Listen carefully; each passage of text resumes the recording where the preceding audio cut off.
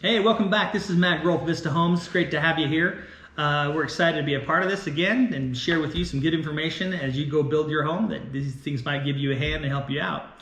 So last week we talked about the budget process and how to choose your selections and identify some of those things. This week we're going to talk about the permit process. The permit process is kind of chaotic. It's a little bit messy. It really depends on the community where you're building. Every community is completely different. They may require some things in one and different things in another. So today I'm just going to talk about a lot of the different things that are needed in a permit process of your home. Some of the smaller communities in our area in northern Utah don't have building departments in their small communities. Or if you're out in a rural setting, they actually go through the county for their building process.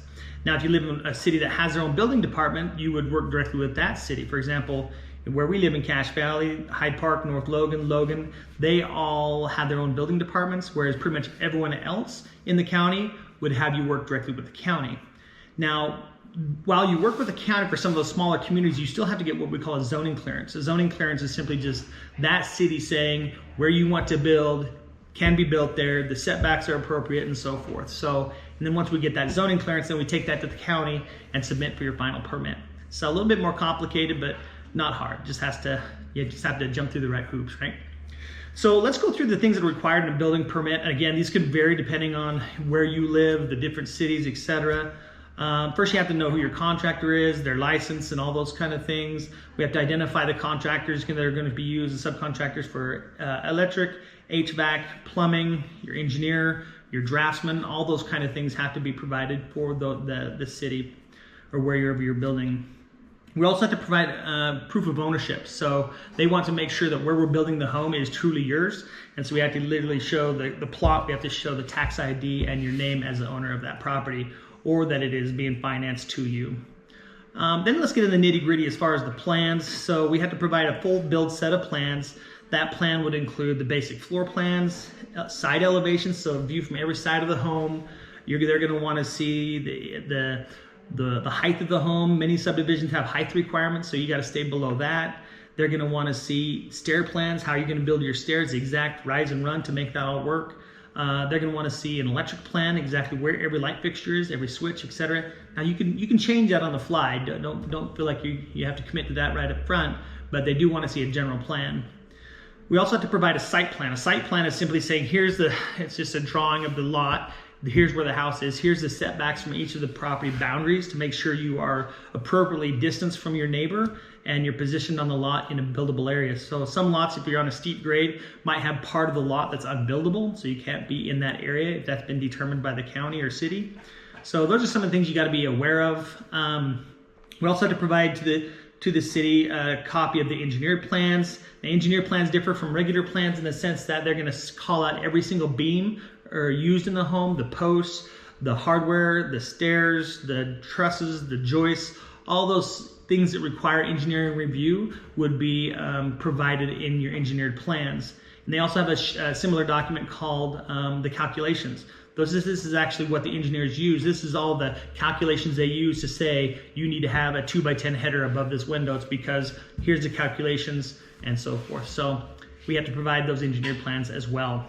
So some of the additional paperwork things we have to provide, a res check. A res check is a federal program endorsed by the state of Utah that says we are building an energy efficient home. So we have to go through and identify all the R values of all the walls, ceilings, floors, windows, doors, all those kind of things. How your HVAC system is going to work, is it insulated, all those kind of things. So again, a big federal form we got to fill out and provide to get your permit. Another thing sometimes that is required is a notice of intent. This kind of pairs sometimes with your SWIP. But a notice of intent is a federal program where we are identifying to the federal government where we're building a house, some of the potential issues of the stormwater, some of the issues related to its location in certain communities. So another form that we have to fill out, I think it's like a $100 fee for an NOI, but something we have to do in many of the communities that we build in. Another thing is a J&D. A J&D is essentially we have to hire an engineer that will take your look at your home, where all your windows are, which way the house is facing, and determine what kind of furnace you need to have, how many ducts you need to have in the house, what size they are going to be. That way we know that the house is going to be adequately heated and cooled if necessary. So that's also something we have to do. J&D costs about $500, so that's part of your permit fee that we have to use. Last thing is a SWIP. A SWIP is essentially a stormwater prevention plan. So in the case of a big storm, how are we going to make sure that we are not creating a mess in a construction site, because they're just notoriously messy. So we're going to have a track out pad in the driveway so mud isn't hauled onto the road. We're going to have dumpsters to collect garbage. We're going to have porta potties. We're going to have concrete washouts. So things to make sure that as we're building the home, we're not making a mess on the lot and in the neighborhood. So there's some of the basic things we use in a permit process. Again, this is submitted electronically to the city of where you're building your home. It can take 1 to 3 weeks. Price is interesting, more variable than you might think, mainly because each of these cities have their own requirements and own permit fees. For example, building house A, if I took that to Providence, let's say, in Cache Valley, it will cost me about $16,000. If I take that exact same house and build in Hyde Park, it's going to be $27,000. And so it's hard to say how these cities come up with these. If you call them and ask them how much a permit will be, they will never tell you. You had to submit, and anyways, it's kind of cagey if you ask me, but we just kind of are held to that requirement. So it's interesting. I went through a house I built 20 years ago and a house I built just last year, and I compared the cost, because people always ask, why are houses so expensive to build?